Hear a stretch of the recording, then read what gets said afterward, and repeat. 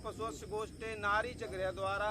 कितनी सुंदर पत्नी आपकी हो, कितना भी प्यार आपसे करती हो, चाहे भरथरी की तरह ये कहती हो कि देखने में हम तुम दो हैं पर वैसे अंदर से एक ही हैं, लेकिन वो भी चबूतरा से नीचे नहीं उतर पाएगी। बाकी पहले परिवार के रिश्तेदार जो लोग आ जाए सब वहीं से वापस उसे कर लेंगे, तो केवल चबूतरा तक साथ देती है, उसके बाद में पत्नी भी साथ नहीं जाती है। धनानि भूमो पशुष्ट गोष्ठे नारी च गृह द्वारा। जना शमशाने, जनता के लोग जो हितैषी प्रेमी व्यवहारी रिश्तेदार हैं, ये सोचते हैं बढ़िया आदमी है, चलो हम उसकी अंत्येष्टि तक चलते हैं, तो शमशान तक साथ चले जाते, उसके बाद में वो भी साथ नहीं दे पाते। जना शमशाने दे आश्रितामय, और जो शरीर है बहुत सुंदरता से इसको हमने रखा है, नहलाया धुलाया है, सर्दी गर्मी से बचाया है, ये भी चिता तक साथ देता है। जब तक कंडा लकड़ी इसमें लगे, जैसे लो अग्नि प्रकट हुई वैसे शरीर है वो खत्म हो जाता है यहीं पर, अब इसका आगे कोई कार्य नहीं रहता है। देहाश्रिता में परलोक मार्ग, अब परलोक मार्ग की तैयारी, अब सारी व्यवस्थाएं यहाँ खत्म हो चुकी हैं। रिश्तेदार को जो घमंड है तो, पैसा को घमंड है तो, मकान को घमंड है तो, अदालत को घमंड है तो, हम पैसा दे के वहाँ से ऐसो काम कर ली, अब वो शरीर नहीं रहो कायद कर ली। परलोक मार्ग, अब परलोक मार्ग में जाना है। परलोक मार्ग है तो धर्मान को गच्छन्ति जीविका, इतनी मात्र जिंदगी में आपने जो कुछ भी धर्म किया है, कभी कन्या ने शरबत पिवाए दो 9 दुर्गन में, कहूँ तीर्थ में 2 रुपया चढ़ाए दो, कहूँ मंदिर पे ले जाएंगे, कहूँ भाट भिखारी को भोजन कराए दो है, कहूँ गरीब अमीर की लड़की की शादी में आपने मदद कर दी है। जो भी आपने धर्म किया है वही धर्म आपके साथ चलने के लिए तैयार है, और कोई चीज जाने के लिए तैयार। अब भजन की तो रास्ता 2 हो चुकी है, जो शुरू भाव तो वहाँ से अब 2 मार्ग बनी है। एक तो वहाँ विचित्र वीर खत्म हो चुकी है, चित्रांग तो खत्म हो गया, विचित्र वीर की 2 शादी हो गई, 2 शादी को भोग भोग के बेव खत्म हुई है, उन्हें 6 रोग होगा, बेव मर गए होंगे। ये जे दूसरी कहानी पहुँच गई अब अम्बा पे, तो वो उधर पैदा हो चुके जाए सकंडी, पानी इधर से उधर 2 जगह पहुंच चुकी है। एक मतलब एक जगह ही पे चल सकता, हम काऊ साइड पे चले, लेकिन दोनों पे कैसे जा सकते हैं? चलो नहीं बताई माँ साहब, एक बात बताइए, मतलब एक तरफ डग सकते हो, दोनों तरफ तो हमें टांगी चिर जी भाई। जो बढ़िया बने आप जैसे बताओ वैसे हो जी, हमें तो वैसे तो हम कबू भाग ऐसी गात नहीं है, जो आप गाय रहे हो तई हम गाए, ऐसी कभी जीवन में भाग नहीं गाई हम। नहीं सही है, आपको जो माओ मतलब जो रहता है हम सिर्फ जो जानते हैं उसे गाते हैं, पहलो मतलब तो जू है, और आपकी व्यवस्था नहीं बन रही है तो हम बाय कछु घटाए बढ़ाए के लगाई है। हाँ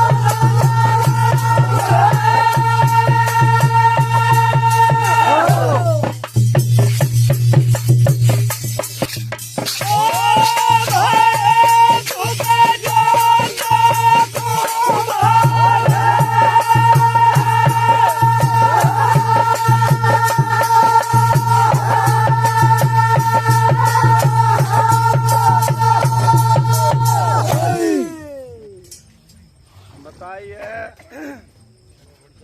अबे जब वंश की हान हो गई तो बड़ा परेशानी भाई, सारे नगर को पूरी राज्य में परेशानी फैली गई। अब जैसे ही बच्चा जो पैदा हो गए वो भीष्म पितामह उनकी रक्षा करने लगे और राज्य की देख रेख करने लगे हैं। तो कवि ने लिखा है कि राज्य के भीष्म रखवारे गद्दी पे नहीं बैठे लेकिन उसके संरक्षक बने भाई, और क्या भैया उसकी रक्षा कर। राज्य के भीष्म रखवारे जैसे मैंने रक्षा करी है। पुत्र जब पैदा हो जाए अब सुख की बह बिहार नगर में, अब सब लोगों सुखी हुई गए एकदम।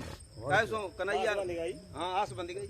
अब सुख की बह बिहार नगर में, अरे भाव सुख जनता को मारे, सारी जनता खुशी हुई है। अब इधर भीष्म पितामह जो सोचने लगे तो वंश की जब हान हो गई, कोई ऐसो कारण हो तो हमारा चाच बच्चा ज्यादा हो जाते सो नहीं की थी। सब सोचे तो मैं की तो कुरबानी के बढ़ जाते तो नहीं की थी। तो उनने जब विचार करो इस बात को तो उन्हें पता लगो है कहा है दद्दा कांची बने थी मची गई। सुनो सुनो भाई बाबा नजर कैसी मिली है सो तो बताओ हमें, जो हमें कहा मिलो है कैसो मिलो है बताओ भाई, कहा तो मिले वाले तो कल लड़िया आपस में वो क्या नहीं है बताए भाग में कितना आनंद आ रहा है। जगह कुश्ती भोरों के मिली भाई हो जाएगी आ रही हो शांति कितनी बढ़िया बात है। अब करवाइए तब बोले नहीं करे सब लोग क्या बोला तो एक एक करके बोलियो हिंद तो सब बोलियो बेकार बोले बोलो भैया समझा। तो ये भीष्म पितामह को ये पता लगो है कि राजा सुलभ की जो कन्या है उसको शंकर जी ने वरदान दिया है कि उसके 100 पुत्र पैदा हुए हैं। तो उनने कही हो तो ऐसी कन्या के साथ अगर ब्याह कर ले तो परिवार बढ़ जाए।